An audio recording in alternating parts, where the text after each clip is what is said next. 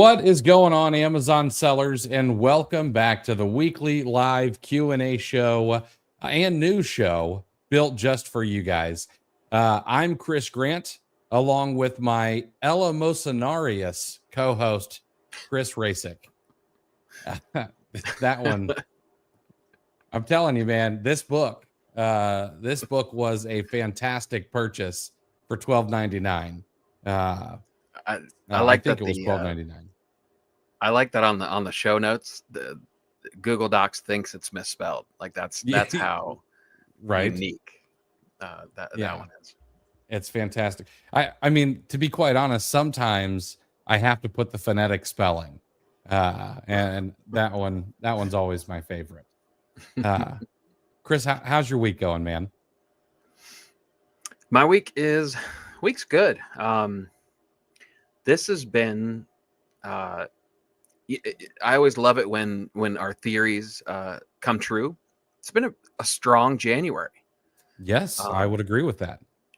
Yeah. And we went out on a limb and said, after Q4, Amazon doesn't close. Stuff still sells. And doggone it, we were right. It's weird how history repeats itself over and over again. It's kind of nice though. It does feel good to be right. It makes me want to make a few more predictions, which I'm sure we will through the year. I too am having a pretty good week, but Chris, I think I might need some advice. I don't know whether I need to. This should be a moment that I'm proud, or if I need to start looking into prison consultants. My son came to me today, and he's holding this stack of papers, and they're I don't know, they're coupon size. They're not quite dollar bill sized. They're sort of that those extra large Post-it note size pieces of paper. Just a big wad of them, and I'm like, what's going on there, man? He's like, well, these are Eagle Bucks, and I know what those are. His school pays for good behavior. And, if a teacher sees someone doing something, a little extra, they get an Eagle Buck. And so he's like, he throws them down. He's like, how many do I have here? And I'm like, well, do you know how to count? And he's like, yeah, I do. He's like, but, double check for me. So I double check. He's got 24. And I'm like, all right. I'm like, you going to hold on to these? You going to, are you waiting until the end of the year? Are you maybe trading these a little bit? And he's like, no. He's like, Dad, he's like, do you have a way to put these into your computer and then print out more? And I'm like, you mean you want to make copies? I'm like, you want to counterfeit Eagle Bucks? And he's like, is that what it is? I was like, yeah, that's counterfeit. And I said, yes, I actually do. I said, I could scan those in. I said, I could line them up. I could get them printed out. That wouldn't be a problem. I'm like, but I don't have any of that color paper. It's a very specific yellow color paper. I'm like, all I've got is white 24-pound regular office paper. And he's like, I'm going to go look in mom's office. She's got all kinds of stuff. I'm like, okay, go ahead and go look. And I don't know. Like, am I looking into the future at a future white collar criminal? Or is this just 11-year-old imagination in overdrive? Yeah. Did you guys watch like Catch Me If You Can recently? Like, no, I can't get the kid to sit down for a movie. Yeah, I can't get the kid to sit down. So this is either something he found on his own somewhere, or it's just something that he thought up. He didn't know what counterfeit was. I had to explain that. And then it did give us a nice conversation, because I was like, what happens if you print up a couple hundred of these? I said, Eagle Buck inflation is going to go through the roof. And then I had to explain that, and explain how the toys or the things that he could buy with Eagle Bucks, well, they might go from 20 Eagle Bucks to 30 Eagle Bucks to make up for his extra supply of of money. How about when the teacher looks and, like gets the pile of counterfeit Eagle Bucks and was like, son, in order to have earned this, you would have had to been in school for 16 years straight with perfect behavior. Like Right. something isn't quite adding up here. Yeah. So So in your son's defense, just print more is apparently a viable government tactic. So he's not crazy. yeah, no. So I'm either looking at one of two things. I'm either looking at a future Bernie Madoff or a future Fed chair. So I don't know if there's anything in the middle there. What was the wasn't there like a crypto coin or something that had you invested with Bernie Madoff, you actually would have gotten a better return? Like, did you see that Yes. headline? Had you invested in SBF, Sam Bankman-Fried's, crypto scheme, you would actually be better off because Bernie Madoff, I think the last 196 million or something got paid out. Which I'd like to know where that came from, because the way that I read it, once that was coming down to the end, like the money was not in the checking account anymore. So where did they come up with this money to pay back these people who got taken? That is something I'm curious about. Yeah, that's a good question, but not good when criminal restitution is a better return on your money than an investment vehicle. That was Right. widely pitched. All right. We've got an ad spot for today. With the new year, it's too late to still be saying Happy New Year. I'm just going to throw that out there. However, it is not too late to learn a new skill for the new year. And we have not run an OA challenge since April of 2023, but we've got one coming at the end of this month. If you're on YouTube, you can check out oachallenge.com down in the video description. If you're anywhere else, it's oachallenge.com. It's not a difficult website to find. But we've had over 3,500 people come through the OA challenge over the last 11 of them that we've run. And in my opinion, it is the best training ground for those who want to become experts at online arbitrage. We spend 14 days learning, networking, getting questions answered, and helping sellers be the best they possibly can be at sourcing, but also at mindset and several other things. We're going to be talking about AI this year. We're going to be talking about Section 3s because I'm pretty proud of this. One, I'm proud of the podcast that we did on Section 3. It's the only Section 3 podcast or YouTube video that I really know of that has had a pretty big impact. There were 3 people that I know personally earlier this week or late last week that have gotten their Section 3s, and I think 2 out of the 3 are already out of them, following what we've done. So we're going to be talking about that, and we do all of this for less than $400. So if you're interested in the OA challenge, you're interested in becoming the best online arbitrage person that you can be, and to be honest, all of this really flows over into retail arbitrage, into wholesale. The skills are transferable. All right. But check out the oachallenge.com. Get registered. We start on the 27th, and you're going to start hearing a lot more about it here very soon, because I'm going to be putting it in front of your guys' faces quite a bit as we get close to the end of the month. All right. We've got a couple of pieces of news. The first one, eBay shares are up 8%. So eBay shares jumped 8% today, Wednesday, because Facebook said it's going to allow some listings to show up on Facebook Marketplace, which, if you don't know the hellish landscape that is Facebook Marketplace, it's a somewhat popular platform to be able to sell your items on. They're going to roll out this test in Germany, France, and the US. And buyers will be able to view listings on Marketplace and then complete the rest of their transaction on eBay. Now, this is not some selfless move to try to make the marketplace that much better, in my opinion. It's really Facebook's attempt to appease the European Commission.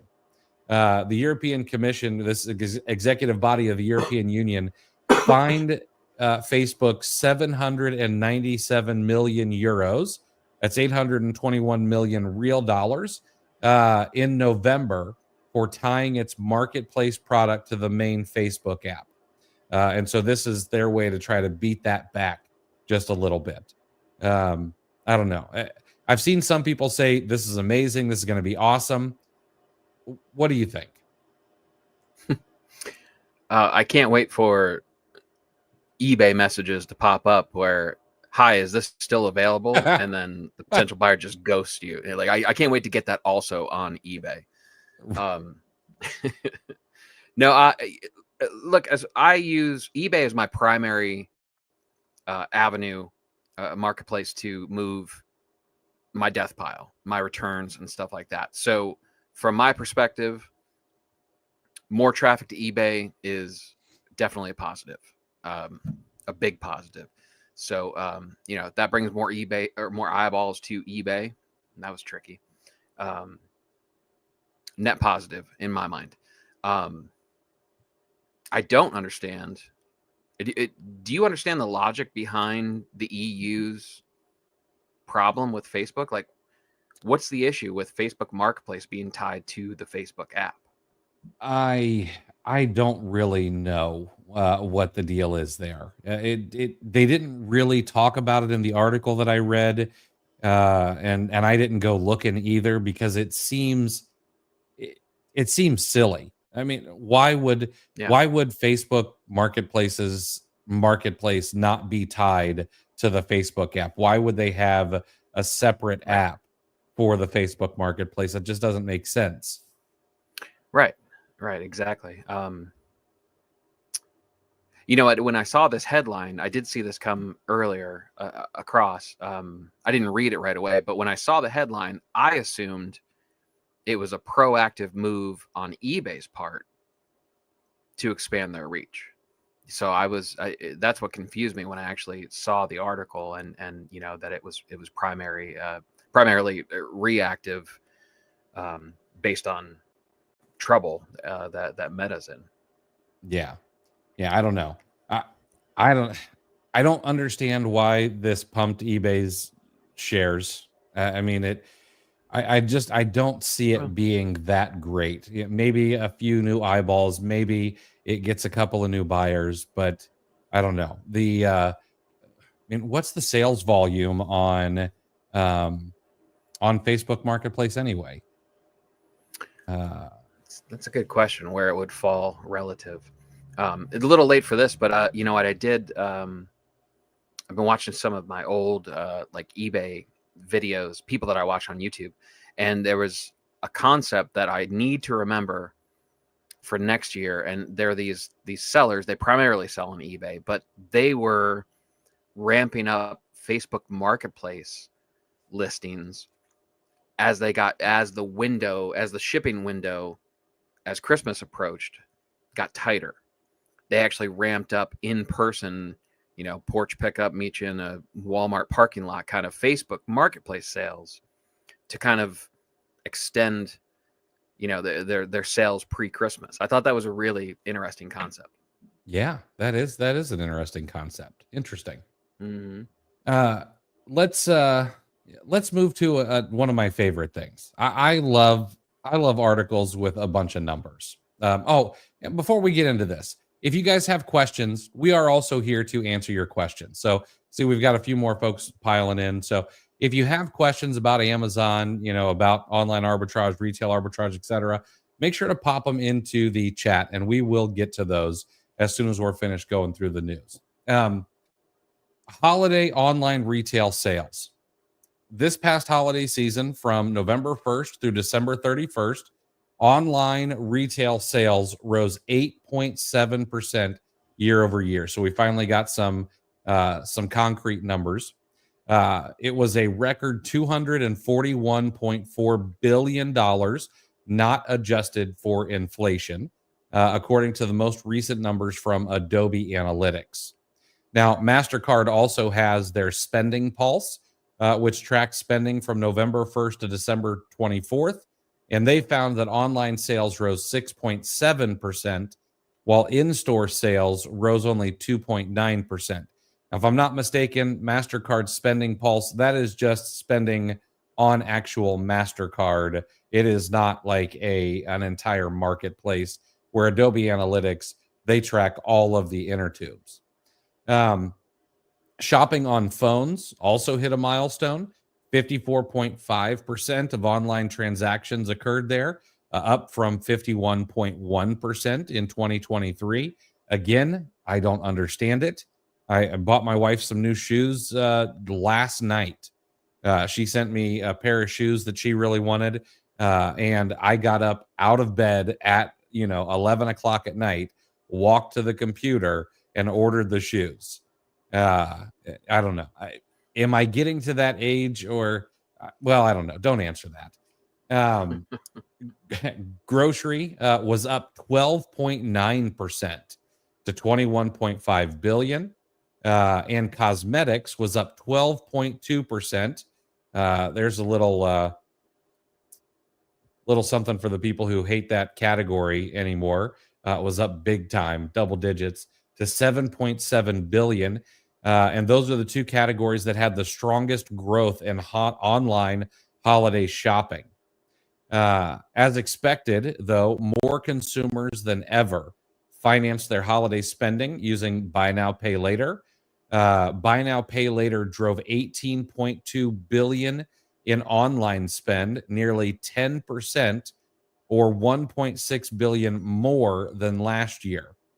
Cyber Monday by itself hit a one-day Buy Now, Pay Later record, up 5.5%, accounting for 991.2 million on Cyber Monday alone.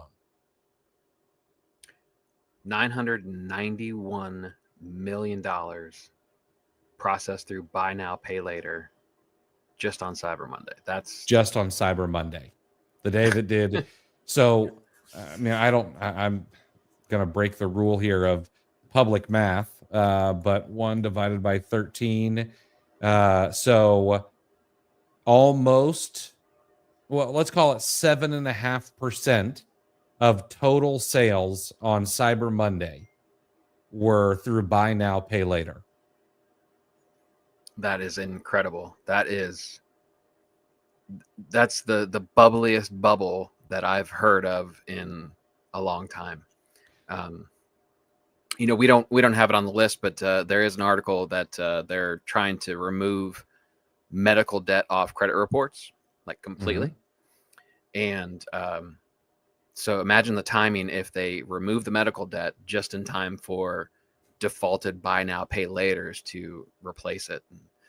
Right. That part's dangerous. I mean, the article, the information overall is great. I saw another article that I think was probably citing some of the same numbers, some of the same studies that said that online holiday shopping had eclipsed pandemic spending, which was a very important distinction in my mind because the pandemic forced people to shop online. Mm-hmm. This is, well past now. People are, with all of the resources available to them, there's an even higher number choosing to shop online, which is excellent news for the e-commerce crowd. Absolutely. Yeah. It's, I was telling somebody the other day, they're saying, oh, well, there's only this isn't such a great marketplace to be in anymore. It's not really that great selling stuff on the internet. And I was explaining, I was like, I just don't know if we're there yet. Can that happen eventually? Sure. Absolutely. But this is completely different than, say, the newspaper industry. This is not a dying industry. It is still growing at a fairly good clip. 12%, 8.7% in a year. Like, I know that that's not the 15 and 20% that we've seen in the past, but it's a much larger pie that's being grown. So 8.7% as a dollar amount is a much larger spot than it was when I started 10 years ago, or was fairly new to it 10 years ago, and we were seeing 15% growth numbers every single year. Yeah, that's what did I look up the term competitive release is Mhm. the term that I looked up that I've I like a lot. There's a lot of people saying, they're leaving the space, but when you leave a market that is still growing, it's pretty easy to see that market share, an increase in market share, is available for the people who stick around. So, Mhm. yeah, this is great news. This is all just really good news. And it's, to me, I'd be shocked if this doesn't have a heck of a long runway to continue increasing, right? Because we're only going to have younger generations coming into the years where they have their own disposable income, where this is Mhm. the only way. It's never been any other way. It's Mhm. just how you do it. So Yeah. Yeah, absolutely. Yeah, it's gonna be interesting. I think we've got another interesting maybe 10 years ahead of us. Yeah. All right. What is this phrase good news? I haven't heard that in a while. Yeah, it's the news has not been fun for the most part in 2025. Uh neither have the been a bit of a attitudes. downer. Yeah. We've got a little bit of an update, not really a big one when it comes to arbitrage sellers or even wholesale sellers, really. But I thought I would share it because it is something that we should know. But Amazon's updating their product title policies to try to standardize listings. So I would imagine uh, this could be um, this could be something that is a catalyst for some mix-ups and some changes to current titles of products you may be selling on. But Amazon says that they've observed that product titles have become longer, and sometimes they include redundant wording, which obviously that happens quite a bit, or characters that can decrease customer confidence. Uh, and so on January 21st, they're gonna limit it to 200 characters, including spaces. There are a bunch of special characters that are no longer going to be allowed. No exclamation points, no dollar signs, no brackets, unless they're part of a brand name. Titles may not contain the same word more than twice. Prepositions, articles, and conjunctions are the exception. So if you have a product that you sell that doesn't hit those requirements, you're going to have to update them. I don't know whether this is going to cause a slew of errors on products that are listed in the catalog, and are we going to have to go in and update them? I don't know. Um, but I would not be surprised if that happens. So you're going to want to keep an eye out for things. And you also may want to just keep an eye out for, as this happens, for people trying to mess with listings and hijack them. It doesn't happen a ton in arbitrage, but happens occasionally. So it might be a good idea to keep an eye on your catalog. Yeah, I love the wording. Like, Amazon they need to do a lot of things, right? I get that, but they could do with a little budget increase for the editing department, right? Because like the wording, like Amazon, they said, over time, we've observed that product titles have become longer and they sometimes include redundant wording or character. Like, really? Like, just talk to some of your sellers. Like, we can tell you all sorts of stuff. Like, I was sourcing something and I actually saw a product that in the product title, it gave a description of the product itself. And then at the end, it said manufactured by unknown company. Like, I don't know, but so it's tough. Like, but getting into the serious part of it, it's it's a tough balance that Amazon has to strike. Do they restrict listing creation? That's a massive burden, especially on the brand side, which we know that they're probably going to try to appease more than arbitrage sellers, of course, adding something to the catalog. But and then you open it up wide open so anybody can create a listing, and you've got emojis and all sorts of stuff. But they did allow for special characters, so if the pop star Kesha sells anything on Amazon, she will be able to spell her name correctly, because I think she use a dollar sign as the S or something like that. That sounds right. Yeah. I can't say for sure, but sure. I've got little girls that she had something that my girls were singing nonstop, so she was forced into my my radar. I'm sorry. Thank you. Real quick, just a reminder: the United States Postal Service will be closed tomorrow.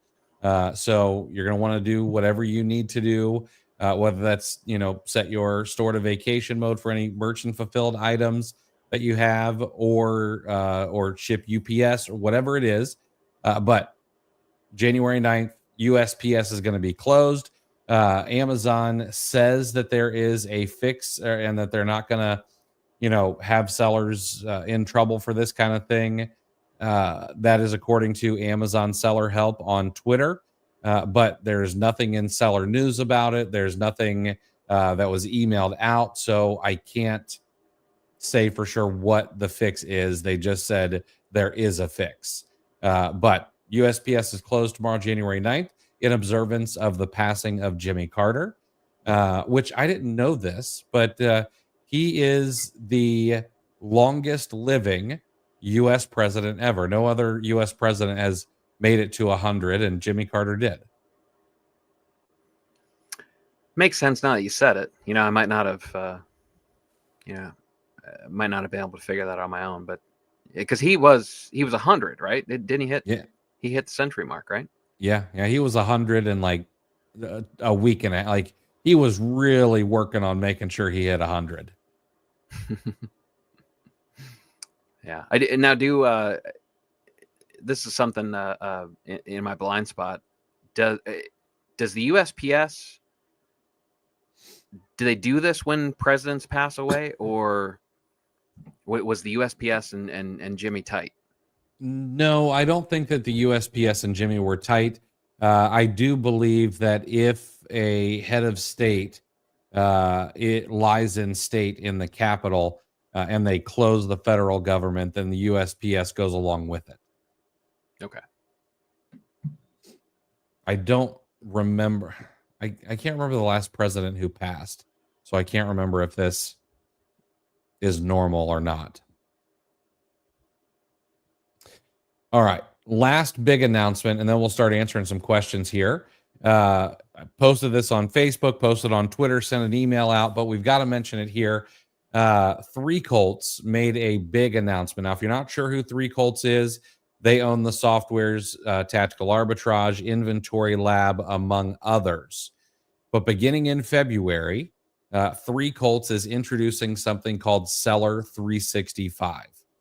Inside of Seller 365, you're going to be able to get access to Tactical Arbitrage, Scout IQ, Scout X, Scoutify, Inventory Lab, Seller Running, their repricer, Smart Repricer, Feedback Whiz emails, so requesting feedback from customers, Feedback Whiz alerts, which is something that will tell you if changes happen to the listings that you're on.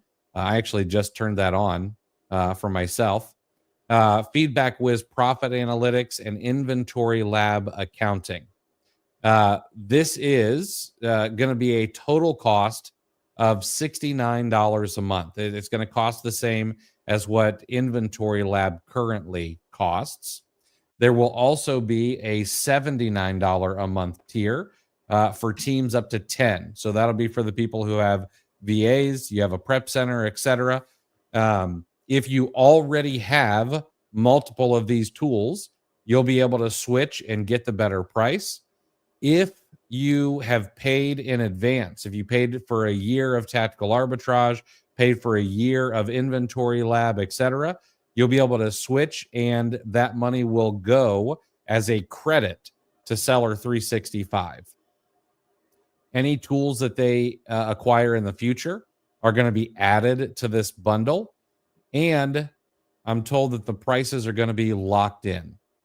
The prices are going to be locked in, so you're not going to see, a 69 or a $79 price now, and in 3 months see the price go up. And then I know that there is going to be more information coming out about this uh, soon, over the next couple of weeks. So of course we'll share that as well. But in my opinion, this is pretty daggone good news. Sellers are always, uh, feeling like they get nickeled and dimed here and there and have to buy this software and that software. And now there's going to be a total package where you can get just about everything under one roof. I think you're kind of underselling it. I mean, this is amazing, to be honest, right? And look, I'll preempt, like, if you're sitting there and you're trolling like some of the Facebook comments that I've seen, go make a sandwich for the next couple minutes, okay? Because we're not dealing with that on this live. If you've wiped your hands of 3 Colts, go take a break. Talk to you in a few minutes. If you're it's huge in multiple degrees, right? So like personally, I have TA and I have inventory lab, right? So I've got those 2 tools at half the cost once this kicks in. That is fantastic, right? Mm-hmm. Somebody who has inventory lab, think about it, new sellers that have inventory lab, but don't have a repricer yet. Guess what? You're now going to get a repricer for free, right? That's huge, because we've talked about it before. A repricer is one of those turnstile tools, where Mm-hmm. once you get one, you're not leaving. Like it's going to open your eyes to how much better your sales can be. It's just something that you don't walk away from once you try one. And then all of the stuff, like, seriously, look up the announcement and see everything that's coming up with it. You're going to have access now to tools, and potentially like sourcing methods and products that you can now give a try. Like, one of those is the book scanner, right? Yep. Scout IQ.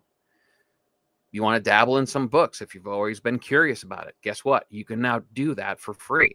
As far as the sourcing and the research part of it. If if you're pulling your hair out about feedback, guess what? You now have access to some tools that deal with feedback.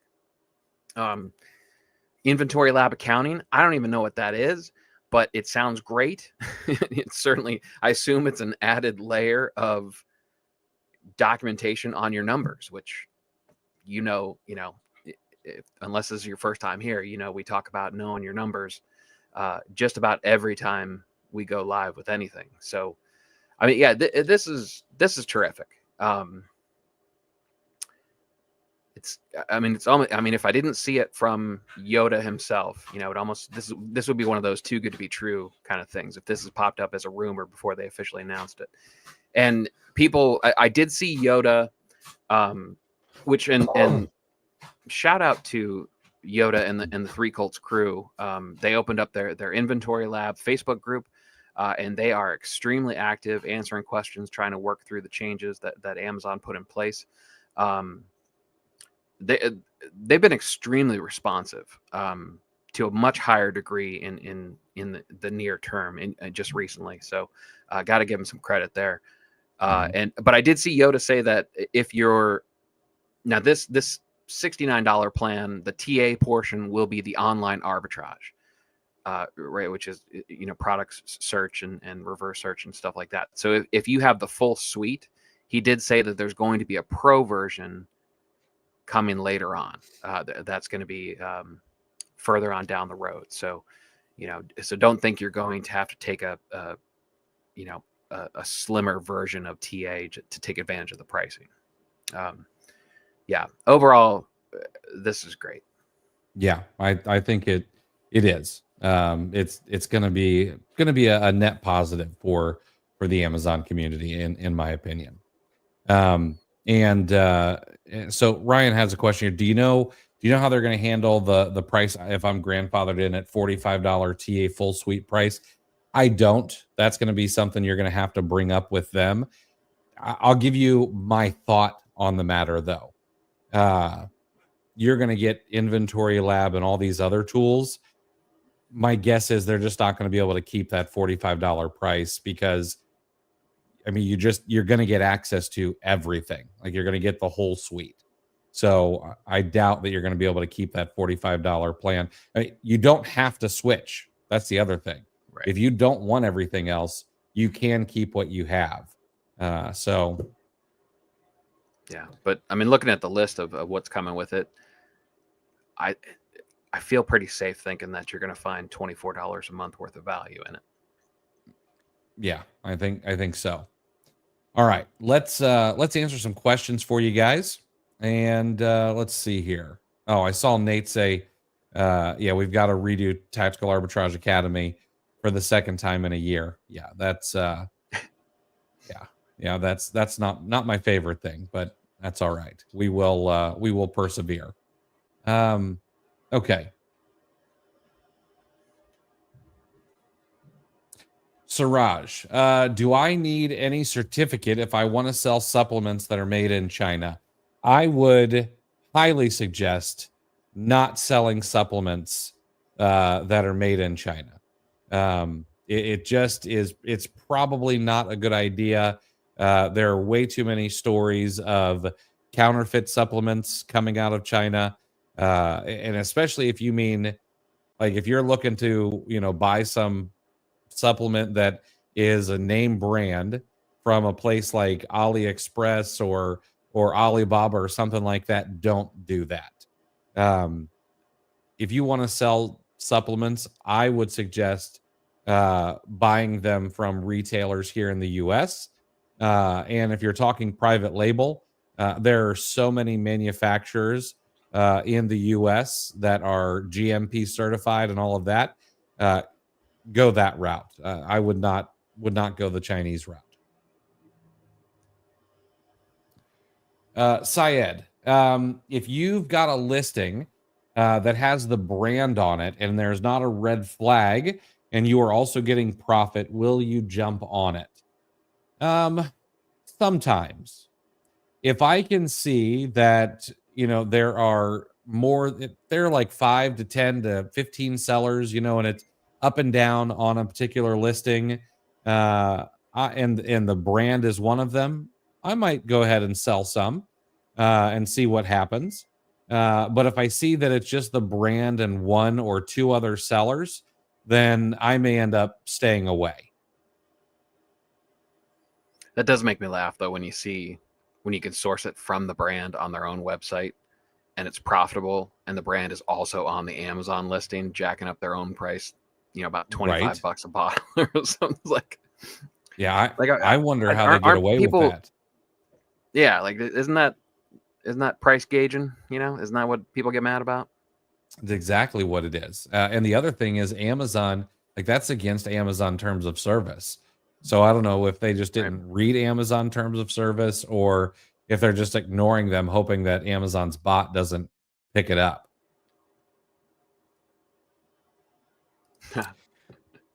Deal Hunter, should we pay our hospital bills?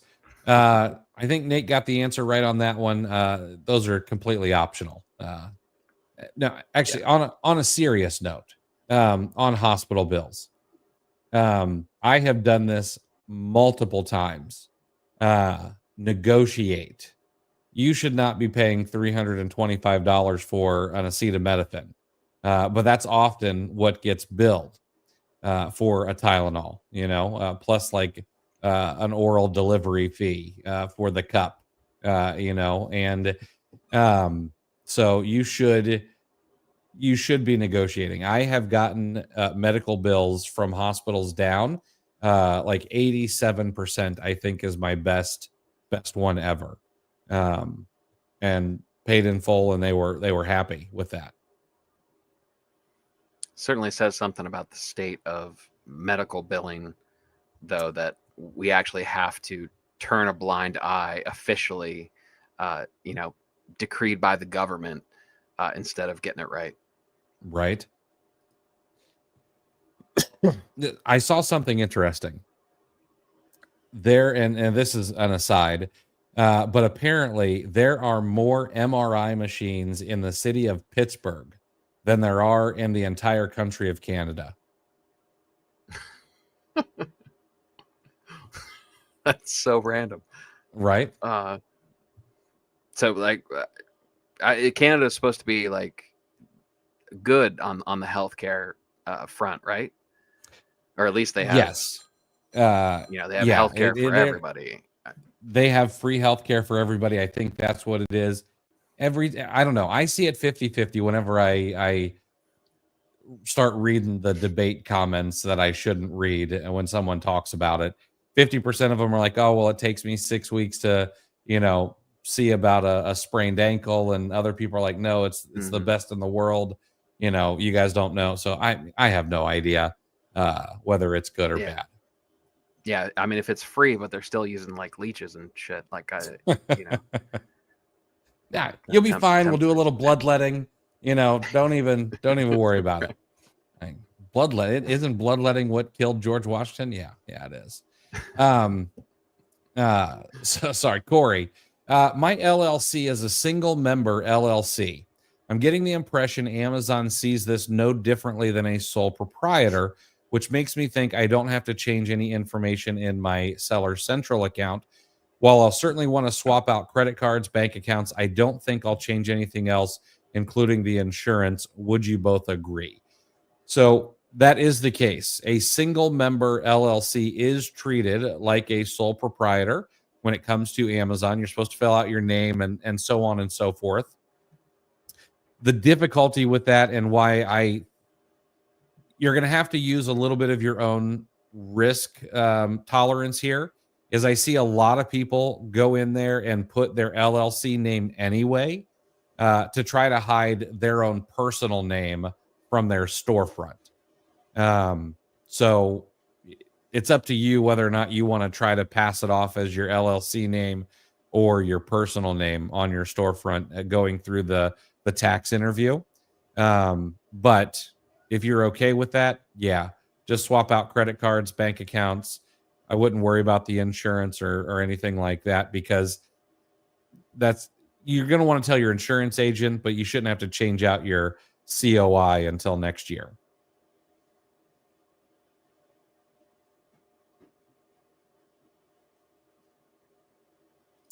Misa, will it be an option just to get Inventory Lab? As a new person, I don't believe so. So if you currently have Inventory Lab and that's all you want, sure, but it's exactly the same price to add on all those other things. Like $69 is what Inventory Lab costs, or you can get Seller 365 for $69. It wouldn't make sense not to just have everything, in my opinion. I imagine it'll probably be some version of what it looks like now, to where there's a 3 Colts, your main account page, and then they have all their entire suite of products, but then there's a section of what you have active. Right. So in that case, technically, yeah, you can get just Inventory Labs, but you would have access to everything, but it would only be Inventory Lab in your active section. Yeah.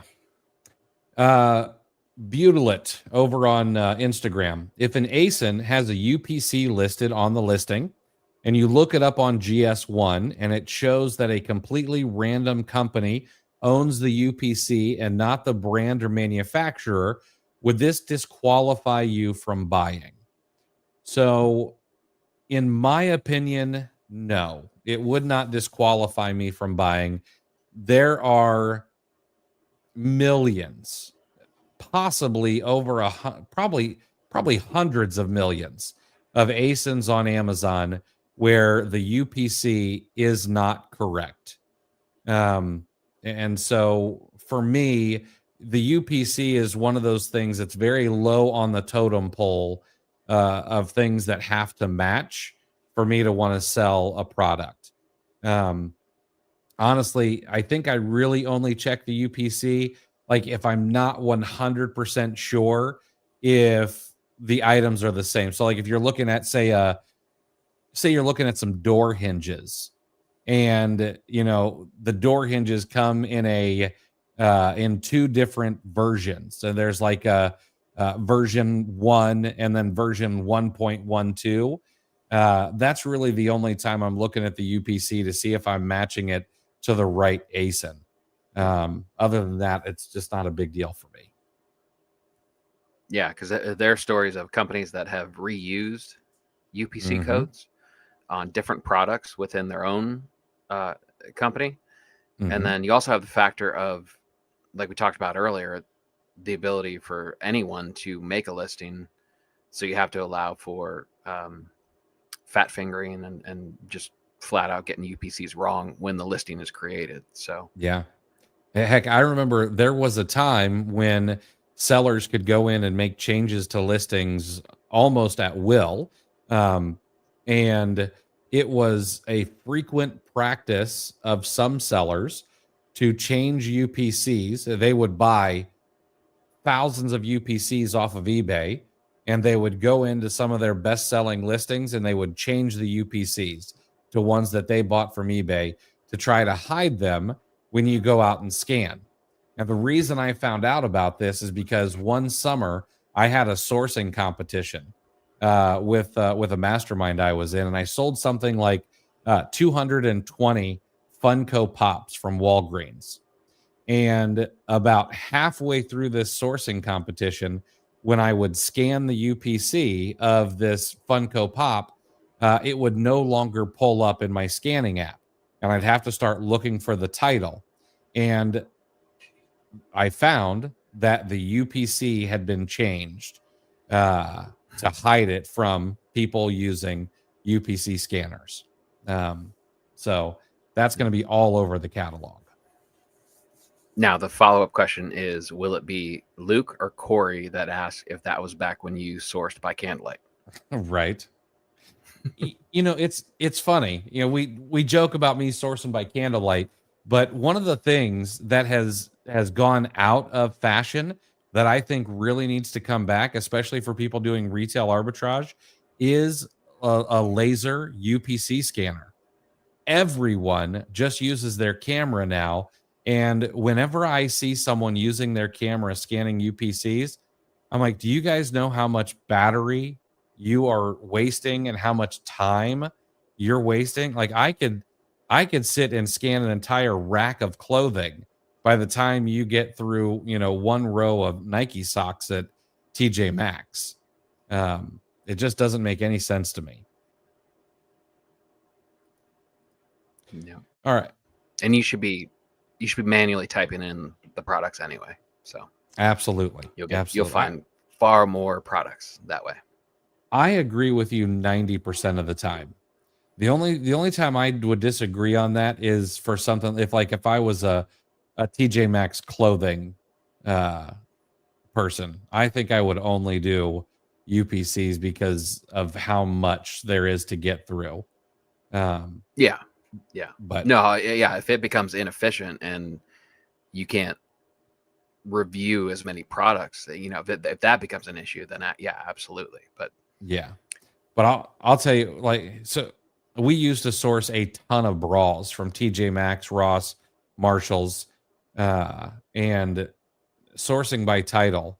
That was, man, I would know that there were sellers in front of me because the SKUs were pulled back to be able to scan the UPCs, and then items were just left there.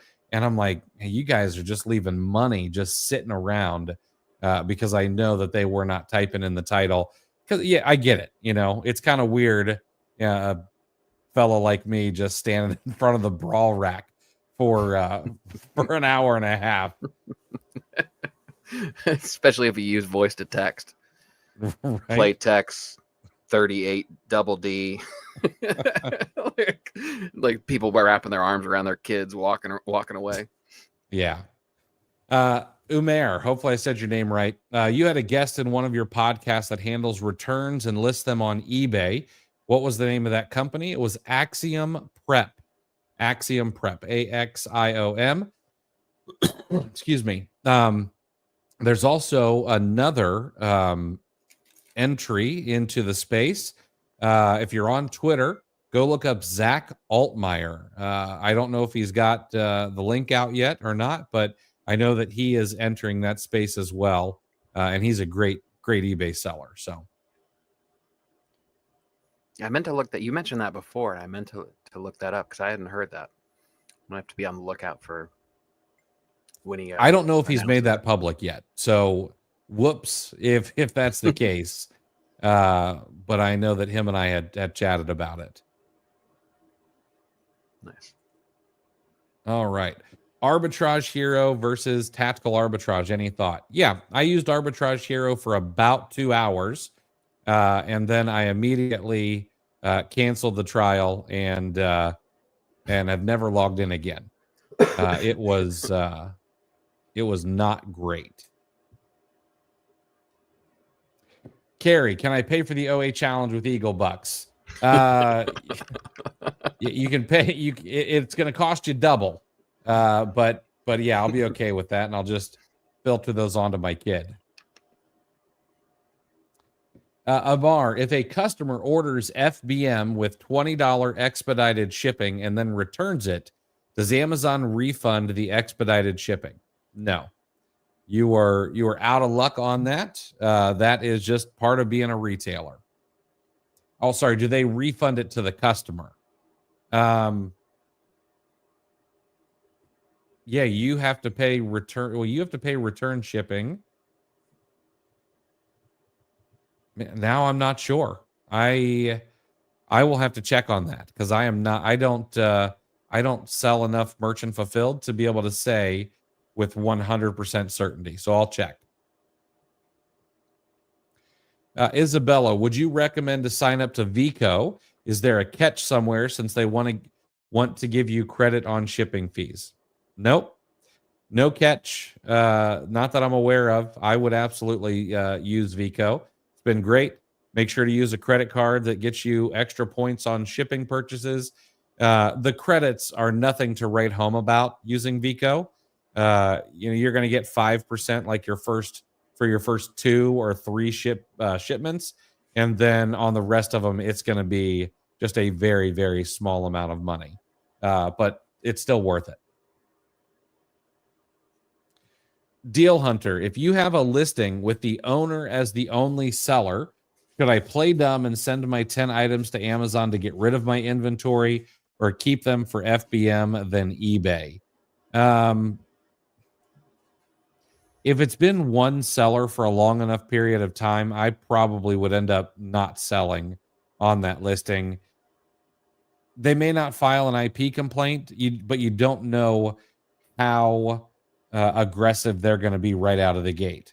Like I know someone who has a brand, and if someone hops on their brand, like they will message and say, hey, this is my brand. I don't want to have to file an IP complaint or anything like that. So can you go ahead and hop off? Great. That's very nice of them. They've been a longtime Amazon seller. It's nice of them to do that, but they don't have to. And if this brand owner happens to be from outside the US, I would almost say that they're probably not going to treat you with kid gloves from the get-go. They're probably just going to go straight for the jugular.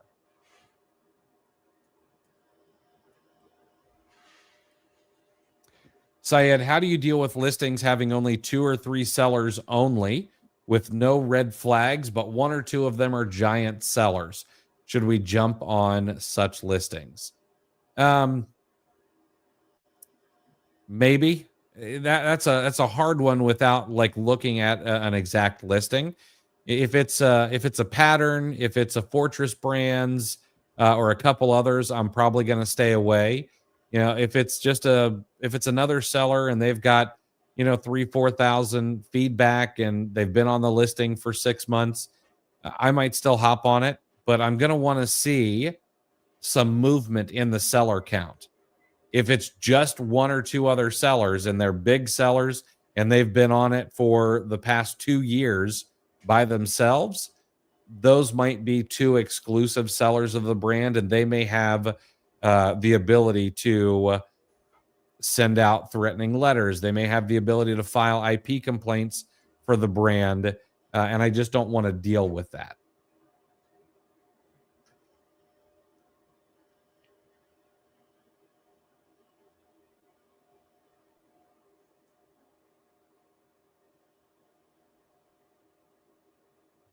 Sorry, guys, just seeing where we got the. Oh, yeah. See, look, Corey, if I didn't type in a title with a toy last year, I would have lost out on a $2,000 profit lead last year. It's absolutely worth it. Yep. Extra miles never crowded.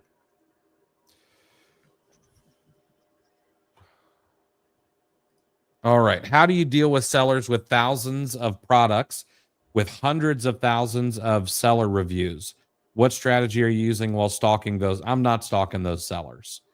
Those sellers, they're probably playing a different game than you are. We're doing arbitrage, and that means we might want to make $3, $5, $10, $20 on every sale. They're playing, hey, we've got 20, 30, $50 million.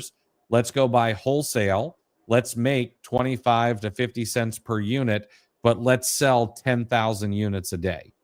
And so while you might be able to compete on some of their listings, they also are going to be playing a different repricing game than you. If they see someone hop on a listing and they're like, hey, you know what? We're going to make a 5% ROI on this product. However, because this little pest has come onto our listing and we don't want them anymore, we'll drive the price down. We'll lose money for the next 2 or 3 days to show them that they can't be on this listing. And then once they're off the listing, we'll put the price back up. And sure, maybe we're at negative profit for a couple of days, but in the overall game, we're still up because for the next 90 days, no one's going to hop on this listing. So those kinds of sellers are playing a completely different game.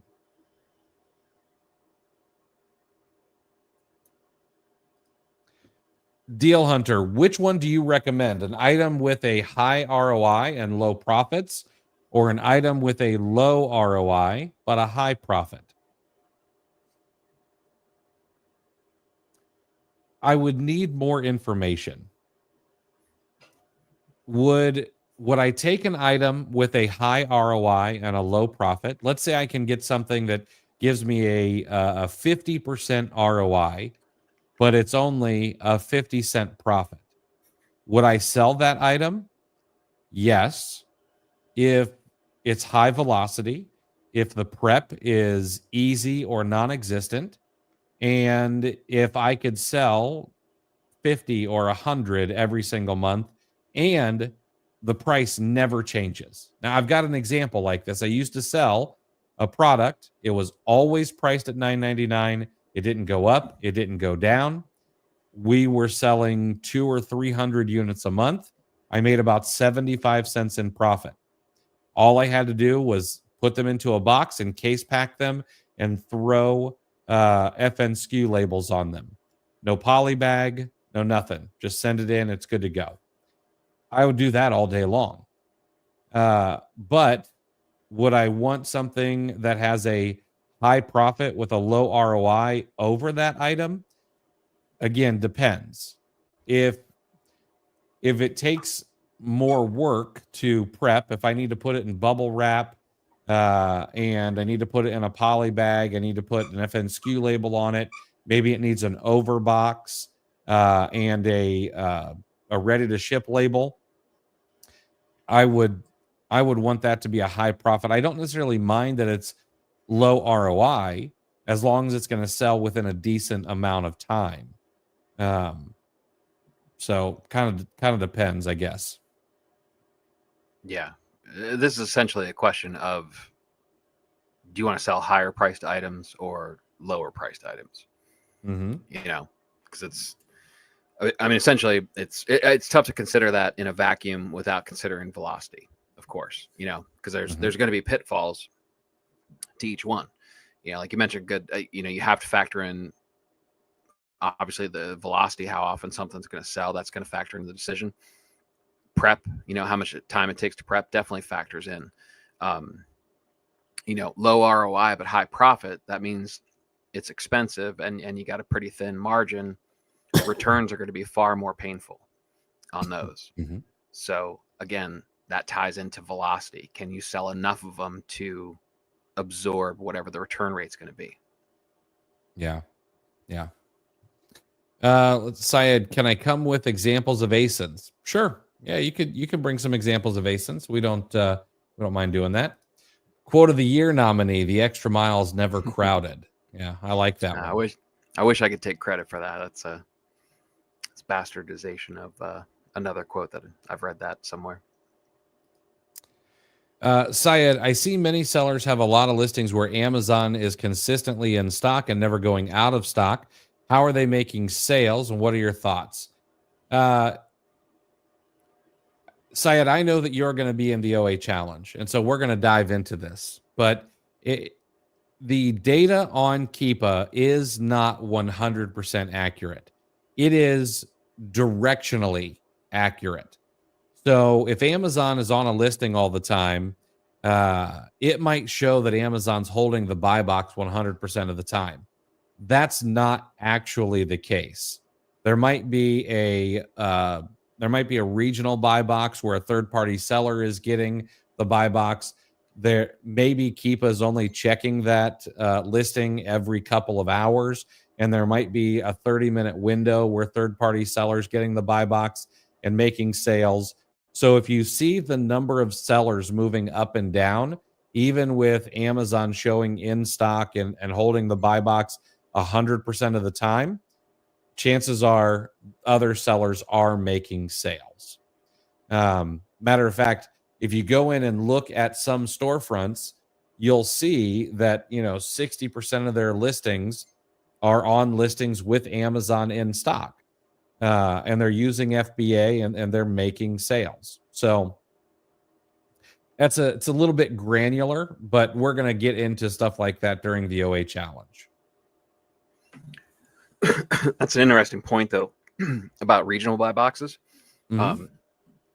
Not that I'm trying to make a case to compete with Amazon more often, but I think we tend to think of, well, I know many sellers tend to think of Amazon as this omniscient, all-powerful, being, but if they're in stock, like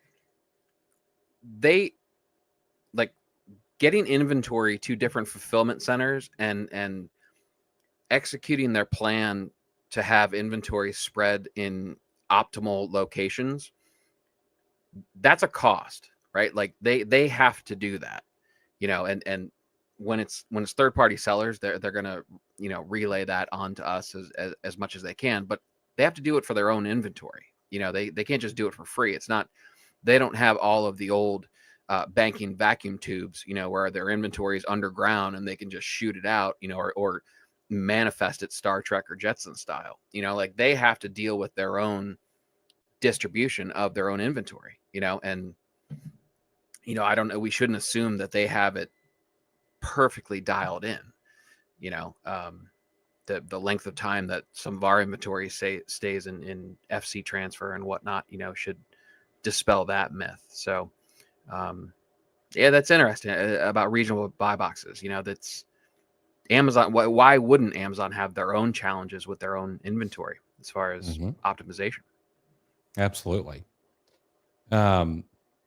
Man, can you imagine if teleportation becomes a real thing, and what kind of fee is Amazon gonna hit us with for teleporting our inventory between fulfillment centers? You think the Tylenol oral delivery upcharge is steep? Right. You know what? Now you bring that. There's a rabbit hole that I won't take up too much time. But I did see something with somebody posed the question, like, imagine Star Trek's teleportation device was real. Would you use it? All right, that was how they posed it. But they make a case that, like, it actually, like, disassembles you atom by atom. It doesn't shoot them to the location. Mm-hmm. It basically shoots your consciousness and then reassembles your body out of the elements in the location you want to be. So technically you'd be a clone of each other. Yeah. And Interesting. I can feel the red X's being clicked as I said that, you know, just right. like, oh, all right, they're nerding out about Star Nerd. Trek crap. Like, I'm out. All right, Deal Hunter. How do you separate all the different products in the 50-pound box we send to Amazon? So I'm not sure that I 100% understand, but I'm going to try to answer this the best I can. My opinion is your product should mostly, if not all, be polybagged and then have an FNSKU sticker on them. And that's really the only separation you need to do. Then, you know, you want to pack it nicely, make sure it's not going to be damaged on its way into Amazon or anything like that. But that's all you've got to do. You can put a bunch of different items in the boxes, and Amazon will pull them out, and they'll scan the FNSKU labels, and they'll go to the right places. You don't need to, like, you know, put in cardboard separators or anything like that. You just toss it all into a box, and you're good to go. I used to line my boxes with bubble wrap when I first started. It was like, oh, you know, like, and now I'm just like, I don't know. All those years of Tetris that will pay off, or the challenge of packing for a road trip and you know, all that fun stuff. But essentially, like, I mean, if you're talking about, like, physically in the box, you know, just the basic concepts, like heavy stuff on the bottom, you know, lighter stuff on top, you know, small stuff fill in the cracks, you know. Yep. Corey, regarding the single member LLC transition, there shouldn't be any issue with future inauthentic complaints bought on prior business credit cards, correct? Since the name and address didn't change, it shouldn't be a problem. That shouldn't be a big deal, especially since your credit cards will have your name on them as well as the business name. I don't think you're going to have a problem there. Might have to do some explaining, but shouldn't be a big deal. So my question for Corey is, does he have an official Detroit Lions branded business card? Right. You know, like, I wouldn't be shocked if he said yes. Carlos, going to be in the OA Challenge. Be glad to have you there, man. Absolutely be a good time. All right, Deal Hunter, trying to ungate the Traeger brand about 10 times now using Home Depot email confirmation, photos, and proof of delivery, but got declined every time. Was adding and changing things in the PDF. So go to Home Depot, go to the Pro Desk, and ask them if they can look up your order and create an invoice for you. That may help the situation. Who's the next guest you're having on the pod? Actually, we've got a podcast that needs to come out with Dan at 1000 ASINs. Chris and I have another podcast that we did ourselves that needs to come out, and we don't have any guests lined up. I may need to reach out. I've got one person who wants to come on, but I think we need to have one person in between there. So if you guys have ideas for guests, we don't have a whole lot of people writing in saying, hey, I think this would be a great guest. We'll take ideas. And also, if you're here and you think that you would have a good time being on the show and chatting with Chris and I for, we say an hour, but 90 minutes, you know, let me know. Let me know why, and we'll definitely consider having you on the show. Yeah, Ryan follows up. He says Perry would be great again. We've discussed that. You know, Yes. having a revisiting having another conversation with Perry and Kim, and wouldn't mind talking to Steve and Alexa again, just as a check-in. Those are fantastic. I mean, those are ones that I'll rewatch and listen to again. You know, there's so much value in talking to those people. Absolutely. I know that we've had him on the show very recently, but I want to get Dylan back on. Dylan has some interesting opinions regarding Walmart, and so would like to have him on to chat with him. Jay Tyndall sent in my first box of items to Amazon yesterday. Appreciate all your help and advice. When I see products that are offered in multiples, is that something that we can do? Packaging 2 items together. So here is the official rule from Amazon. Okay. The official rule is that you can only bundle items that are that way from the manufacturer. So it's probably best to stay, like, if someone took a Scrub Daddy, whatever those things are called, and they put it with a Dawn dish soap, you probably should not do that. But if it's, 2 boxes of macaroni and cheese and you can get it that way from the grocery store, that should be fine.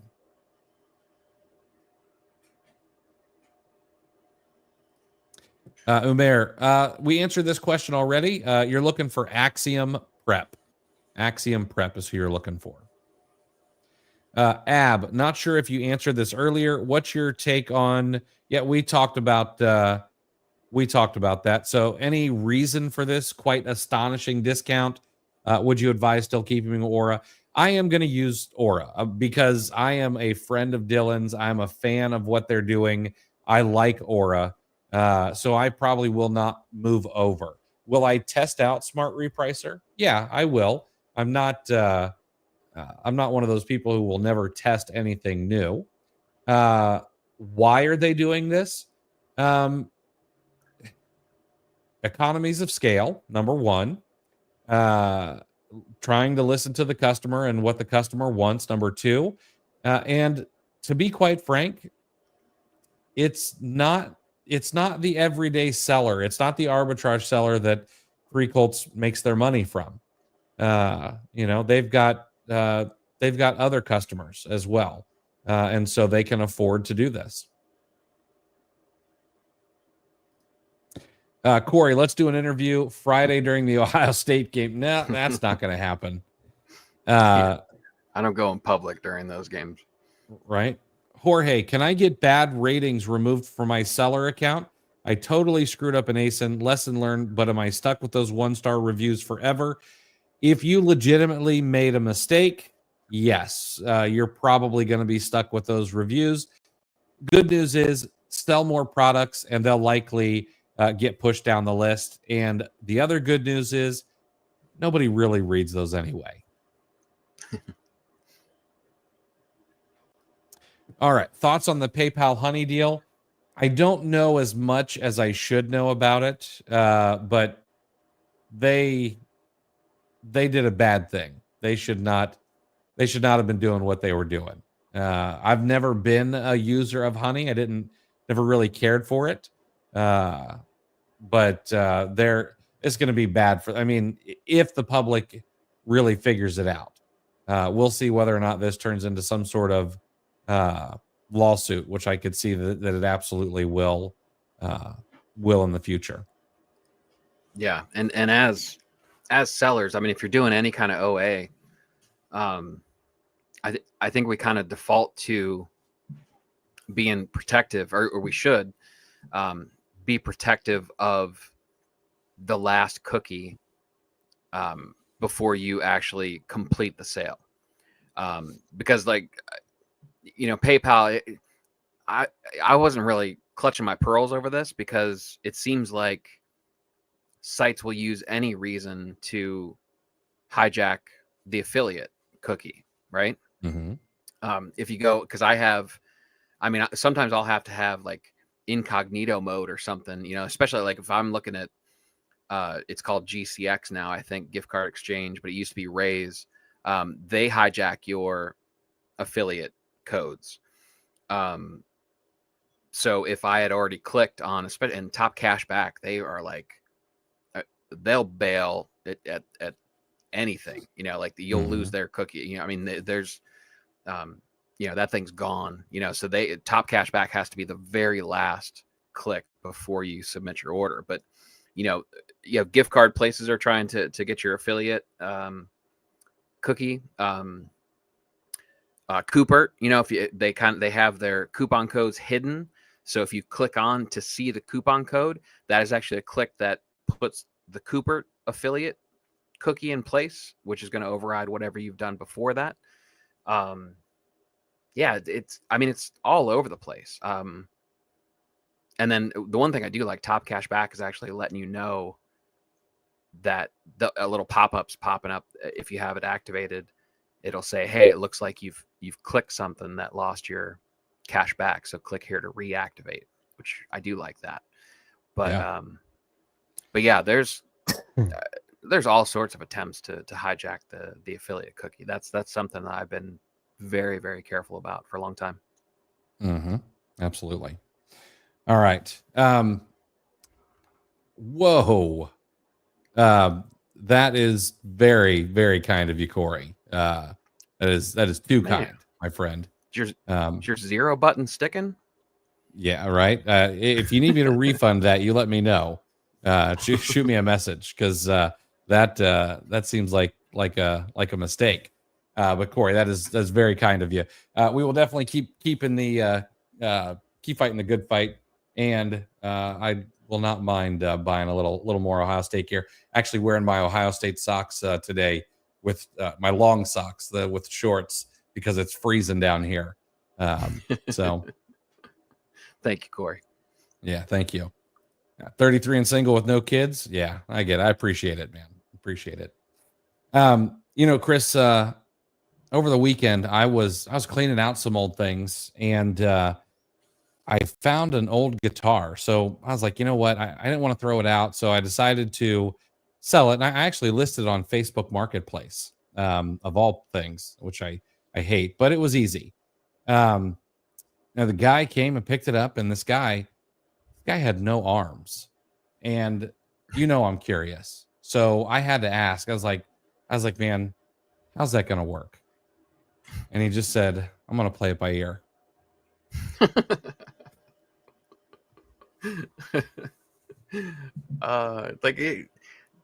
Something's coming, and you just can't put your, well, no pun intended, your finger on it. Neither can that guy. That's so funny. Did I ever tell you the story of I bought a used washer when we first moved in. I had to get something in here, right? So I was like, just get me something to get me by. And there was just one of those old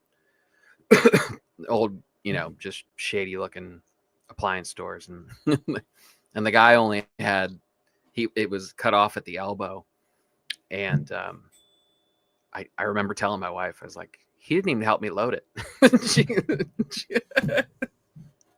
It was one of those where it like kind of sunk in later, and so that's hilarious.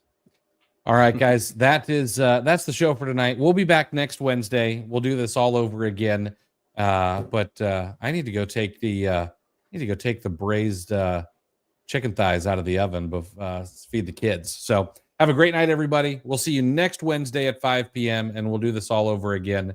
And hope your sales absolutely rock this next week.